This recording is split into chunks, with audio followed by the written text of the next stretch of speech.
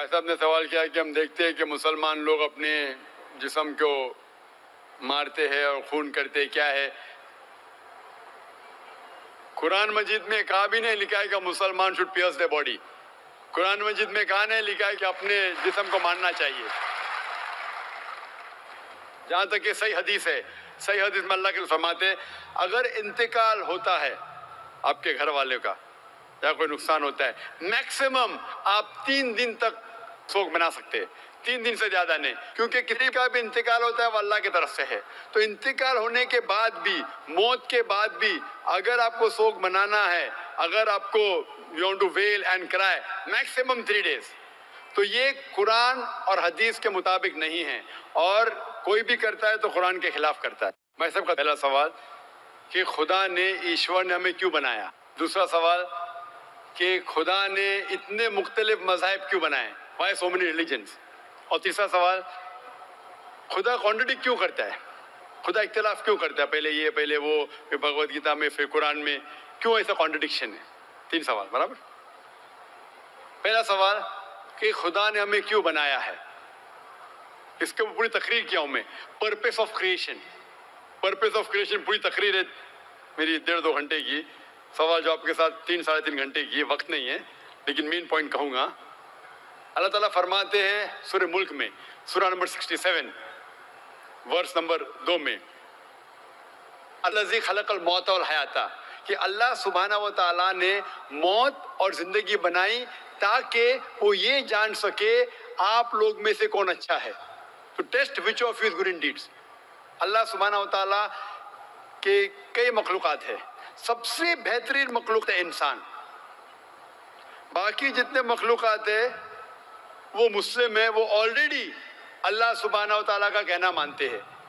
ابھی جو انسان ہیں ان کو اجازت دی گئی ہے، فری ول دی گئی ہے کہ وہ اللہ کی بات مانے یا نہ مانے. Almighty God has given us the free will.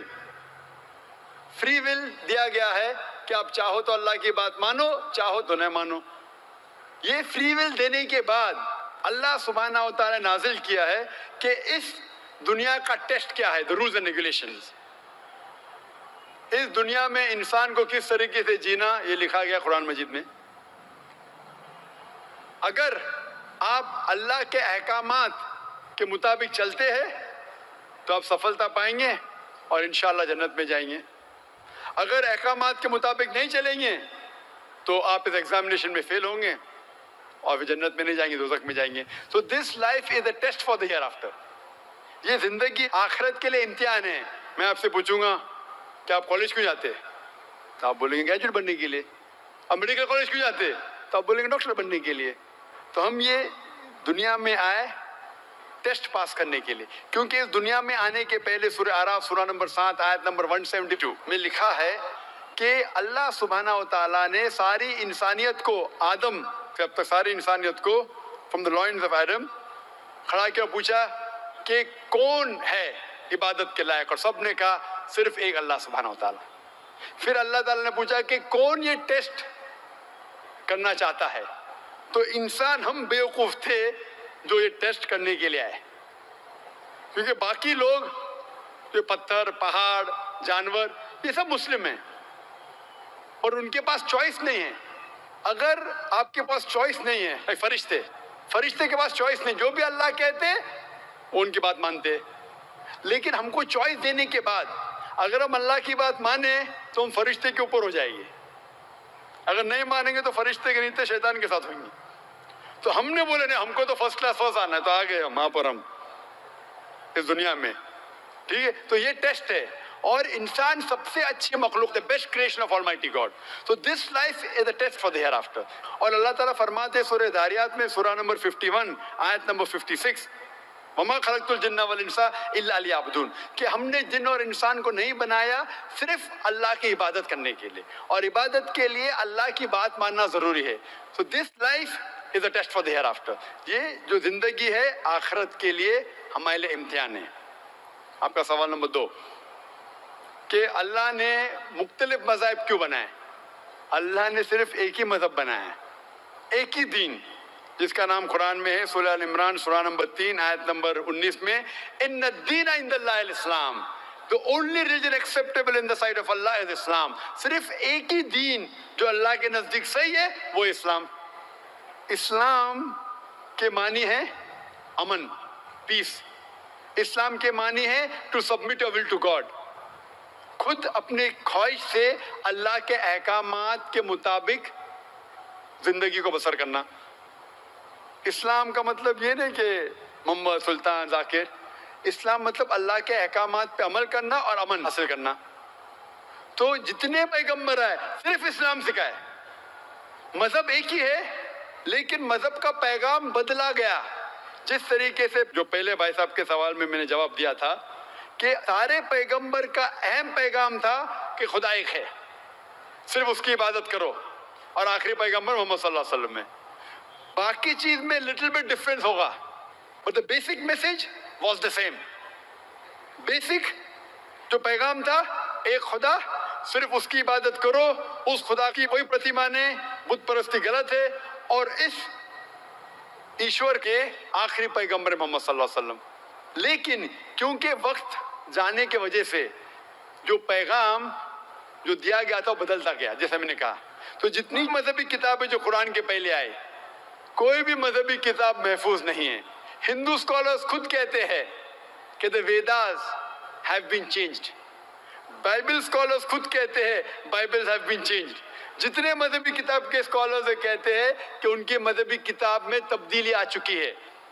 लेकिन कुरान में अल्हम्दुलिल्लाह. और जो दुश्मन इस्लाम है, अकॉर्डिंग टू विलियम मोर, जो एक इस्लाम का बहुत ग्रेट क्रिटिक है, इस्लाम के खिलाफ बात करता, वो फिर भी कहता है 200 साल पहले कहा कि एक वाहिद मजहबी किताब जो 1200 साल तक के महफूज है वो है कुरान. तो मजहब एक ही है, अल्लाह में मानना, उसकी इबादत करना, उसके अलावा किसी की इबादत नहीं करना. और आखिरी पैगंबर मोहम्मद सल्लल्लाहु अलैहि वसल्लम, एक ही मजहब.